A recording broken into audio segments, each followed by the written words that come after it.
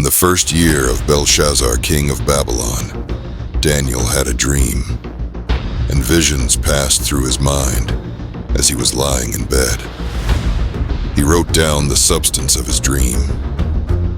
Daniel said, "In my vision at night I looked, and there before me were the four winds of heaven churning up the great sea. Four great beasts, each different from the others, came up out of the sea. The first was like a lion, and it had the wings of an eagle. I watched until its wings were torn off, and it was lifted from the ground so that it stood on 2 feet like a human being, and the mind of a human was given to it. And there before me was a second beast, which looked like a bear. It was raised up on one of its sides, and it had 3 ribs in its mouth between its teeth. It was told, 'Get up and eat your fill of flesh.' After that, I looked, and there before me was another beast, one that looked like a leopard, and on its back it had 4 wings, like those of a bird. This beast had 4 heads, and it was given authority to rule. After that, in my vision at night, I looked, and there before me was a 4th beast, terrifying, frightening, and very powerful. It had large iron teeth.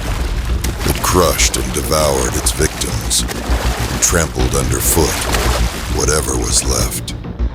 It was different from all the former beasts, and it had 10 horns.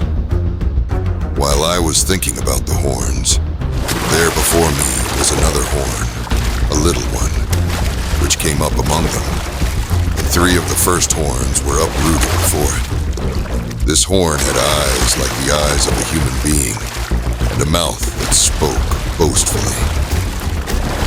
As I looked, thrones were set in place, and the Ancient of Days took his seat. His clothing was as white as snow. The hair of his head was white like wool. His throne was flaming with fire, and its wheels were all ablaze. A river of fire was flowing, coming out from before him. Thousands upon thousands attended him. 10,000 times 10,000 stood before him. The court was seated, and the books were opened. Then I continued to watch because of the boastful words the horn was speaking. I kept looking until the beast was slain and its body destroyed and thrown into the blazing fire. The other beasts had been stripped of their authority, but were allowed to live for a period of time. In my vision at night I looked, and there before me was one like a son of man, coming with the clouds of heaven. He approached the Ancient of Days and was led into his presence. He was given authority, glory, and sovereign power. All nations and peoples of every language worshipped him. His dominion is an everlasting dominion that will not pass away, and his kingdom is one that will never be destroyed. I, Daniel, was troubled in spirit, and the visions that passed through my mind disturbed me. I approached one of those standing there and asked him the meaning of all this. So he told me and gave me the interpretation of these things. The 4 great beasts are 4 kings that will rise from the earth, but the holy people of the Most High will receive the kingdom and will possess it forever. Yes, forever and ever. Then I wanted to know the meaning of the 4th beast, which was different from all the others and most terrifying. With its iron teeth and bronze claws, the beast that crushed and devoured its victims and trampled underfoot whatever was left.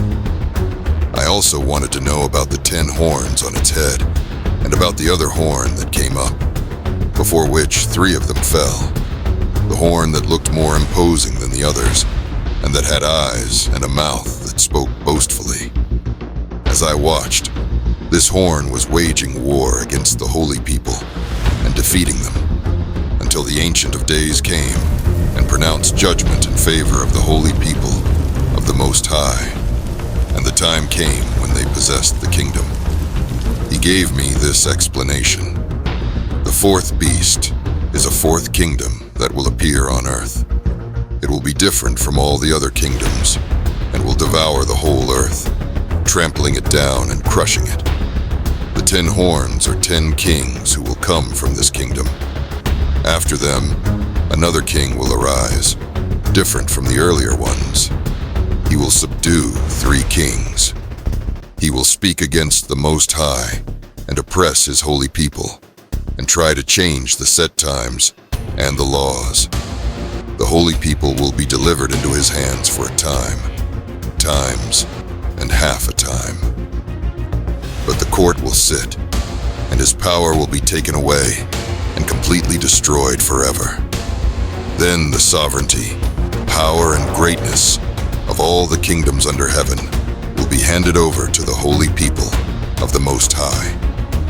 His kingdom will be an everlasting kingdom, and all rulers will worship and obey him. This is the end of the matter. I, Daniel, was deeply troubled by my thoughts, and my face turned pale. But I kept the matter to myself.